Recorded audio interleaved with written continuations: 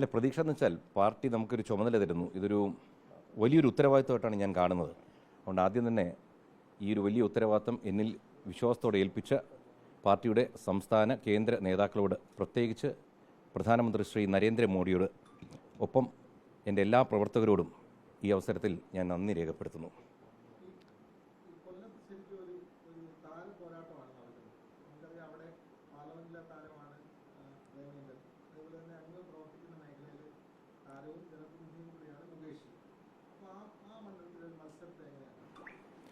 അല്ല, സ്വാഭാവികമായിട്ടും ഞാൻ കാണുന്നത് എങ്ങനെയാണെന്ന് വെച്ച് കഴിഞ്ഞാൽ, പുരാതന കാലം തൊട്ടേ കൊല്ലം സാംസ്കാരികമായിട്ടും സാമൂഹികമായിട്ടും വളരെ ഉയർന്ന നിലയിലായിരുന്നു.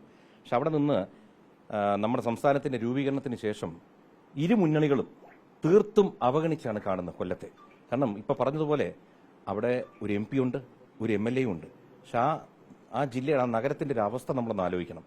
എന്തെങ്കിലും ഒരു മേഖലയിൽ നമുക്ക് വികസനം കാണാൻ കഴിയുന്നുണ്ടോ? ഇല്ല. അപ്പോൾ നമുക്ക് കാണാൻ കഴിയുന്ന വെച്ചാൽ മോഡിജിയുടെ വികസനത്തെപ്പറ്റി ഞാൻ പറയണ്ട. കാരണം ഈ വാക്കാൽ പറയുന്ന വികസനമല്ല, കണ്ണിൽ കാണുന്ന വികസനങ്ങൾ നമ്മൾ കാണുകയാണ്. ഉദാഹരണത്തിനായിട്ട് ഒരു വന്ദേ ഭാരത് നിന്ന് ട്രെയിൻ വരികയാണ്. നമ്മൾ ആരും ഒരു ട്രെയിനിൻ്റെ അടുത്ത് പോയി ഒരിക്കലും ഒരു വീഡിയോ കോളോ സെൽഫി എടുക്കുന്ന ചരിത്രമില്ലായിരുന്നു. ഇന്ന് റെയിൽവേ സ്റ്റേഷനിൽ ട്രെയിൻ വരുമ്പോൾ ആൾക്കാർ ഫോട്ടോ എടുക്കുന്നു, സൗകര്യപരമായ യാത്ര. അപ്പോൾ ഇത്തരം വികസനങ്ങൾ നമുക്ക് കൊല്ലത്തും കൊണ്ടുവരണം. അതാണ് എൻ്റെ ഇപ്പോഴത്തെ മനസ്സിൽ കൂടി പോകുന്നൊരു ചിത്രം.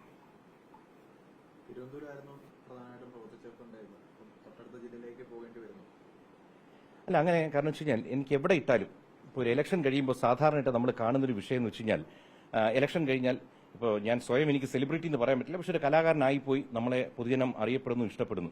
അവർ സാധാരണ വന്ന് ഒരു ഇലക്ഷൻ കഴിഞ്ഞ് ജയിക്കുകയോ തോൽക്കുകയോ ചെയ്തു കഴിഞ്ഞാൽ പിന്നെ അവിടെ കാണത്തില്ല.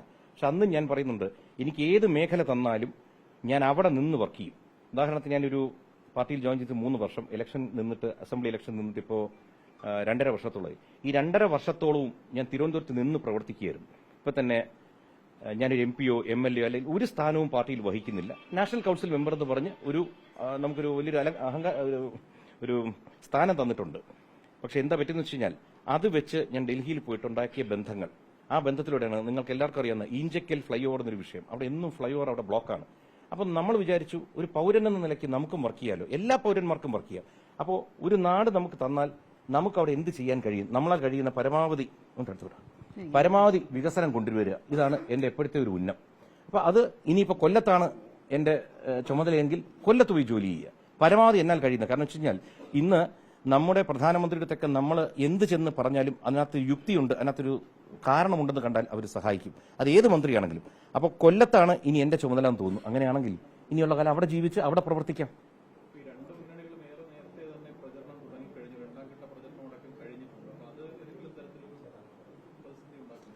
അല്ല, അത് വലിയൊരു പ്രതിസന്ധി കാണുന്നില്ല. കാരണം വെച്ചാൽ എൻ്റെ ഒരു അറിവിൽ ഇതുവരെയൊക്കെ ഇലക്ഷൻ കമ്മീഷൻ ഡേറ്റ് പ്രഖ്യാപിച്ചതിന് ശേഷം എത്രയോ ദിവസങ്ങൾ കഴിഞ്ഞാണ് സാധാരണ സ്ഥാനാർത്ഥികളെ എല്ലാ പാർട്ടികളും നിശ്ചയിക്കാറുള്ളത്. ഇത്തവണ അതിനൊക്കെ വളരെ മുൻപേ അനൗൺസ് ചെയ്തു. അതുകൊണ്ട് എന്ത് പറ്റി, കൂടുതൽ ദിവസങ്ങളുണ്ട്. പക്ഷേ ഞാൻ ഇപ്പോഴും കരുതുന്നത് ഇന്നൊരു ഡിജിറ്റൽ വേൾഡിന്റെ കാലമാണ്. നമുക്ക് ഇപ്പോൾ മീഡിയ തന്നെ നമ്മളൊന്ന് എന്തുമാത്രം മാറിയിരിക്കുന്നു.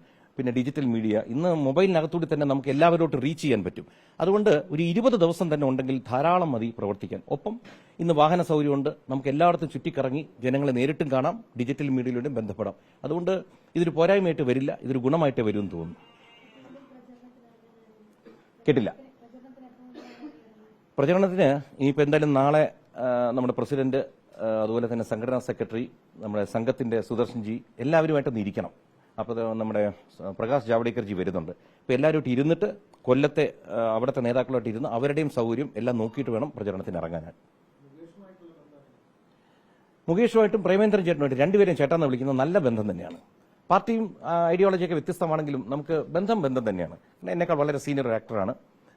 അതുകൊണ്ട് സ്വാഭാവികമായിട്ടും ആ ബന്ധം അവിടെ കാണും. പക്ഷെ അത് രാഷ്ട്രീയത്തിൽ അത് ബാധിക്കുന്നില്ല. കാരണം വെച്ചാൽ ഇലക്ഷന് പോകുമ്പോഴത്തേക്ക് നമ്മുടെ യുദ്ധത്തിന് പോകുന്നതാണ്. നമ്മുടെ പാർട്ടി ജയിക്കണം, എല്ലാവരും ജയിക്കാൻ തന്നെയാണ്. അവരും ജയിക്കാൻ ശ്രമിക്കുന്നു, ഞാനും ജയിക്കാൻ ശ്രമിക്കുന്നു. കൊല്ലംകാരൻ എന്ത് പറയുന്നത് വെച്ച് കഴിഞ്ഞാൽ ഇത്രയേ ഉള്ളൂ. ഞാൻ തെളിയിച്ചിട്ടുള്ള ഒരാളാണ്. നമുക്ക് കയ്യിൽ പവർ ഉണ്ടോ ഇല്ലയോ, എന്റെ കഴിവനുസരിച്ച് ഞാൻ വികസനം ആവുന്നത്ര രീതിയിൽ കൊണ്ടുവന്നിട്ടുണ്ട്. ഇപ്പം തന്നെ ഈ ഇഞ്ചക്കൽ പോലെ തന്നെ അടുത്തൊരു പേപ്പർ ഇപ്പോൾ വെളിയിലോട്ട് വരും. അതായത് ഹർദീപ് സിംഗ് പുരി, അദ്ദേഹത്തിനെ കണ്ടിട്ട് മെട്രോയുടെ ഇവിടെ സോയിൽ ടെസ്റ്റിംഗ് നടക്കുന്നുണ്ട്. ഇവിടെ നിന്ന് കൃത്യമായി കൊണ്ടുകൊടുത്ത് കേരള സർക്കാരിലോട്ട് എന്റെ ലെറ്ററിന്റെ ഇത് വെച്ചിട്ട് അയച്ചതും എല്ലാ രേഖകളും കിടക്കുക. അപ്പം ഇതും വെച്ച് വേണം മോഡിയുടെ ഒരു പ്രതിനിധിയായിട്ട് കൊല്ലത്തോട്ട് വരുന്നു. അപ്പം അതിനകത്ത് പറയാനുള്ള ഇത്രയേ ഉള്ളൂ, മോദിയുടെ ഗ്യാരണ്ടി കൂടെയുണ്ട് കൃഷ്ണകുമാർ.